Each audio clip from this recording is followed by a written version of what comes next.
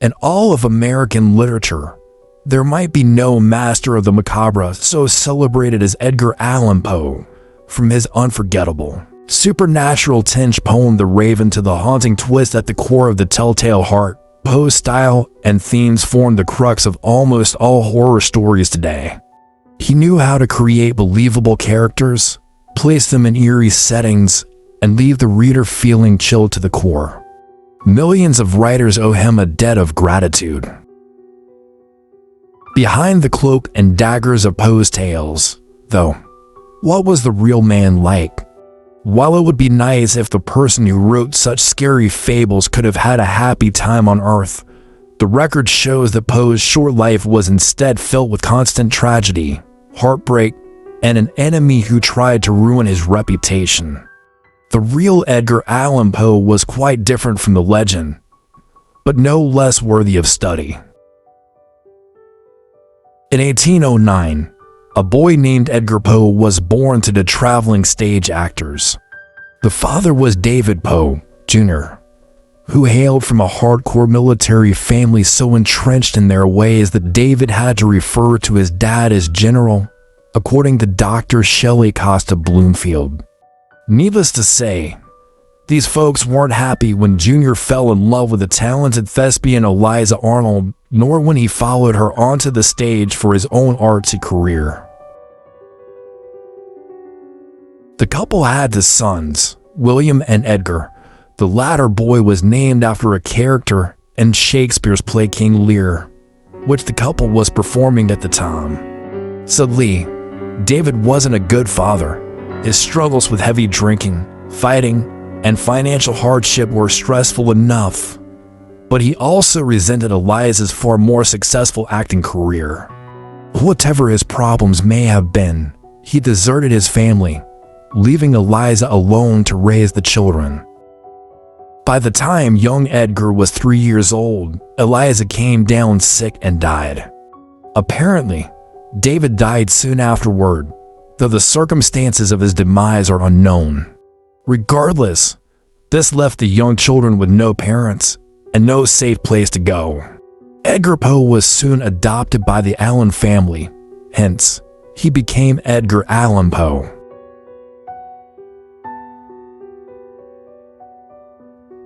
Unfortunately, while he got along well with his adoptive mother Frances, the thorny connection to his new dad John Allan proved to be a source of conflict, misery, and heartbreak for much of Poe's life. Allan, a wealthy tobacco merchant, wanted Poe to follow him into the family business, according to biography, and was thus highly dismissive of Poe's literary passions. Poe, in turn, rebelled by writing poems on the back of Allan's business papers. The relationship further soured as Poe grew older, as seen in letters preserved by the National Park Service, when Allan repeatedly refused to lend Poe necessary financial assistance, despite frequent, desperate pleading from Poe, leading to the academically successful boy being unable to afford his classes, falling deep into debt, and becoming increasingly destitute. Allan, for his part, seems to have been remarkably dismissive of the boy's concerns. He once wrote Poe off as quite miserable, sulky, and ill-tempered, and bizarrely touted how magnanimous he'd been for paying for Poe's education, even though he was the one whose lack of support, in fact, had caused Poe's hardships. Not the kind of guy you want as a dad, that's for sure. It's worth noting that, despite taking Poe in, Allan never legally adopted the boy. This spiteful move caused deeper rifts down the line. Due to the fact that Poe was so horribly young when his mother perished, he spent much of his early years trying to connect with substitute mother figures, the most notable being his foster mother Frances Allan. Another female figure in his life was Jane Stannard, the mother of his friend Robert, though it has been speculated, with notable evidence, that Poe, when he was going through puberty, may have developed deeper feelings for her. When situations turned stressful at the Allan household, as they often did, it was Stannard whom Poe would go to for support, and while obviously no true romantic relationship could ever form, this was, at its core, a teenage crush. Poe did have enormous love and respect for her. In addition to writing a poem that subtly compared her to Helen of Troy, Poe would, years later, describe her as the first, purely ideal love of my soul. Sadly, as would happen to so many close people in Poe's life, Stannard died from illness at a young age. In 1824, Poe was still merely a teenager.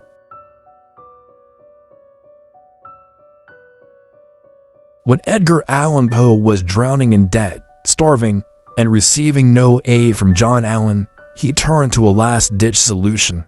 According to Mental Floss, he took the false identity of Edgar A. Perry, claimed to be a 22-year-old Boston clerk, and signed up for a 5-year stint with the U.S. Army.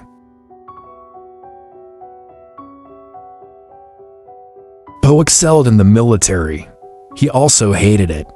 After 2 years of moving up and down the East Coast, making $5 a month, and being promoted to sergeant major for artillery, Poe was desperate for a way out and confessed his true story to his commanding officer.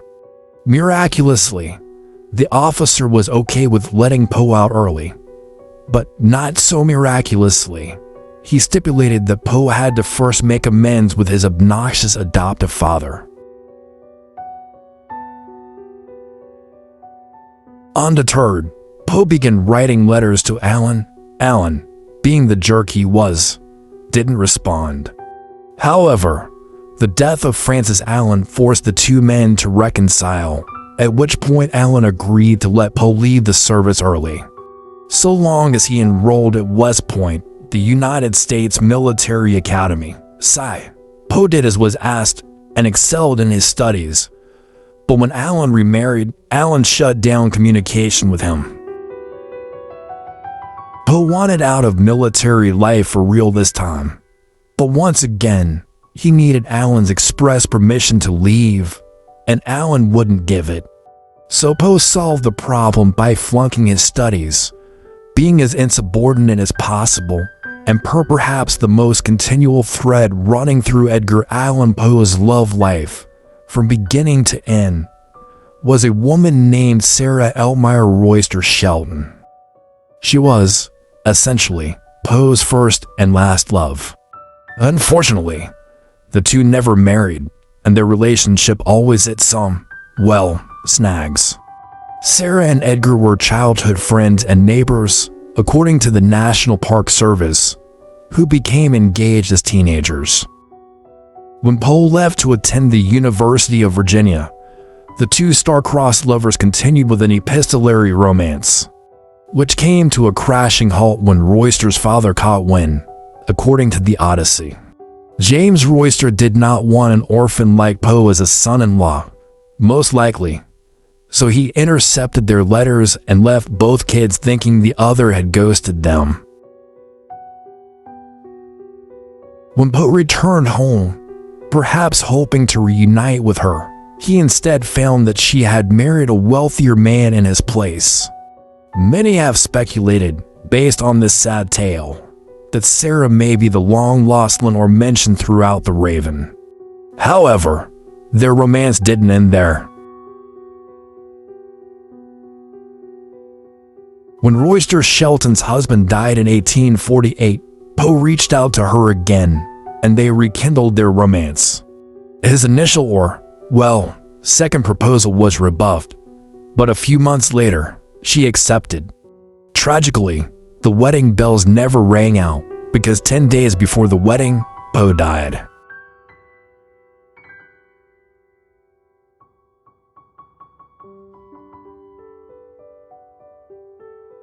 When you hear about famous artists who, despite changing the world, struggle to catch a break, Edgar Allan Poe should be near the top of the list.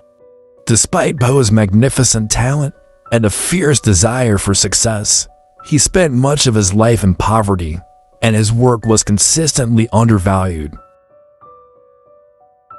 According to Mental Floss, his first poetry collection, Tamerlane, ended up being a financial disaster, which probably wasn't helped by his unwise decision to use the pseudonym of Bostonian. His second book, Poems, only got off the ground when Poe convinced at least 131 fellow soldiers in the army to give him $1.25 to get it running.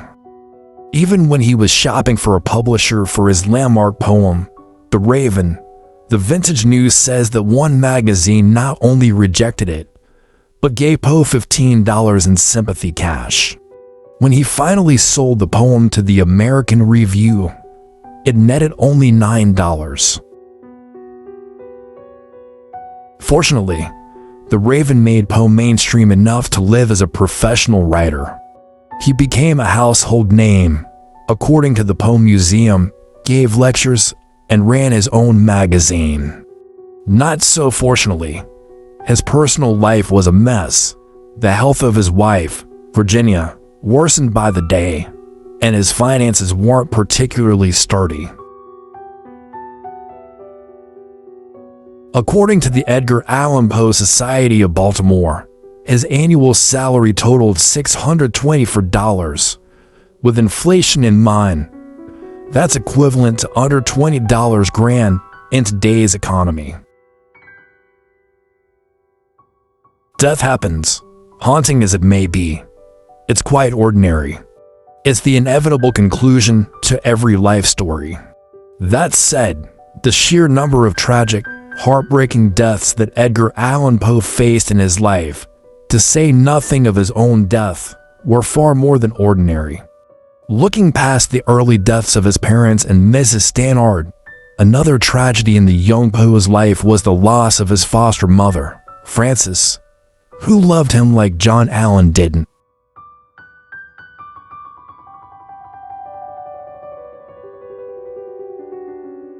According to the Edgar A. Poe calendar, Poe was completely unaware of her failing health, and when she died, the army discharged him so late that he missed the funeral. Years later, Poe's first wife passed away due to fatal complications from tuberculosis, according to biography, which was the same disease that killed his mother and his brother. Another incident that particularly stung was the death of John Allan. After all those years of feuding, Allan elected to leave Poe with no inheritance, while instead providing for an unknown child, born out of wedlock, who Poe had never met, despite the fact that Poe was, at this time, living broke and penniless. Needless to say, Edgar Allan Poe had a hard life. He suffered from a lack of unconditional love, a troubled upbringing, and no reliable support system. Because of these struggles, according to Britannica, he often turned to alcohol, particularly when dealing with stressful social situations that required him to be in a good mood around people. While it's impossible to properly diagnose someone who lived hundreds of years ago, it does seem likely that Poe was an alcoholic. He drank more often than his peers, and while he didn't usually reach the point of being inebriated, his drunken instances always seemed to occur, embarrassingly enough, on the public stage. However, the reality of Poe's very genuine suffering is often clouded by the false stories told by those who disliked him. Poe's enemies often tried to paint him as a town drunk, a drug addict, or someone who only wrote under the influence of chemical stimulants. None of these things were true. Poe only seems to have occasionally used opium for medical purposes, as was common in that time, and once claimed to have taken drugs as part of a suicide attempt. Edgar Allan Poe was only 40 when he died, less than 2 weeks away from marrying his beloved Sara. He was young, destitute for much of his life, criticized by his peers, and often unhappy. Perhaps the most troubling thing about Poe's death, though, is that the circumstances remain a mystery. A week beforehand, according to biography, His betrothed expressed concerns about his health, and his doctor told him not to travel. Strange lapses in Poe's behavior occurred at this time. For example, he completely misplaced his luggage and was unable to find it, until he was suddenly discovered sprawled out in the gutter outside a voting booth location, according to the Smithsonian, wearing someone else's clothes, unable to move, and screaming at hallucinations. During this pain time, he repeatedly called out for some unknown figure named Reynolds and died 4 days later. As history explains, many people were quick to blame alcohol, but his attending physician disputed this.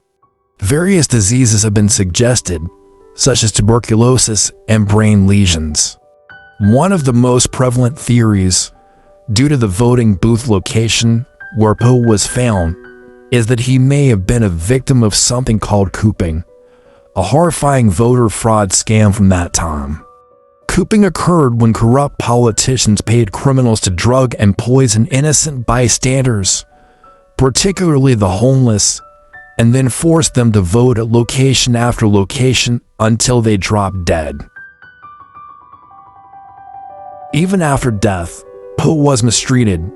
His funeral was hastily conducted only a day after his death, resulting in only 7 people attending, one of whom had nothing but nasty words about the author. Initially buried in an unmarked grave, it took 11 years for Poe's cousin to purchase a real monument for him. But before the headstone could be mounted, it was destroyed when a speeding train came off its rails and crashed directly into the stone carver's place of business. Can't make this stuff up. It took nearly 3 decades before an assembly of students and teachers collected the funds to give Poe the monument he deserved, and even then, his coffin accidentally shattered to pieces during the transfer. Seriously. It was around the same time that, finally, Poe's deceased wife was buried beside him. Until that point, her remains had been placed in their landlord's family cemetery, which had subsequently been built over by developers. Since then, thankfully, both of them have remained in their rightful place. Much of the darker Edgar Allan Poe legends and myths that circulate today, sadly, stem not from the writer's life, but his obituary. This mean-spirited block of text was penned by the Reverend Rufus Griswold. The not-so-holy man wrote this obituary under the pen name Ludwig, and he made sure it was filled with outright slander that portrayed Poe as being the drunken, drug-addicted, unsavory character that many still paint him as today. Griswold, as one might imagine, had a personal reason for besmirching the dead, as explained by the Poe Museum. Over the years, the two men had gone back and forth between being friends, enemies, and literary rivals, and Poe's public critiques of Griswold's work, when he was running his magazine The Messenger, did not go forgotten. Now, in the 21st century, any writer should be advised not to get antsy about negative reviews. They happen, and it's okay. Griswold, though, was such a bitter little man that he followed his nasty, deceptive obituary and equally nasty, deceptive biography about Poe's entire life. Ironically, Griswold's portrait of Poe as a dark, disturbed figure ended up increasing his enemy's posthumous fame, while Griswold himself has now become a mere footnote in literary history, which is, frankly, an appropriate fate for such a major league jerk. In life, Edgar Allan Poe did not receive the full recognition he deserved. In death, though, he has been hailed as America's Shakespeare, according to American heritage trees, and many of the lies that Ludwig spread about him have been publicly dismissed. There are museums and societies dedicated to Poe's life, and works like The Pit and The Pendulum were probably your favorite stories that you studied in high school English. Perhaps the most amazing tribute to Poe's legacy was the example set by an anonymous person identified as the Poe Toaster from 1948 until 2009. According to the Smithsonian, this masked figure rose from the shadows once a year, on the anniversary of Poe's birthday, to leave a bottle of cognac and 3 red roses on the author's grave. Who was the Poe Toaster? The Poe Toaster never sought fame or attention, even as an increasingly large crowd of onlookers began taking note of his annual ritual. And it is believed that the original toaster may have actually retired in 1999, passing the mantle down to his son. Described as horrifying, mystifying, and brilliant, Poe's writing has engaged readers all over the world. The 6 years Edgar Allan Poe lived in Philadelphia were his happiest and most productive. Yet Poe also struggled with bad luck, personal demons, and his wife's illness. Thank you for joining me here today on my channel, Enlightenment in the Darkness. Enjoy the rest of your day.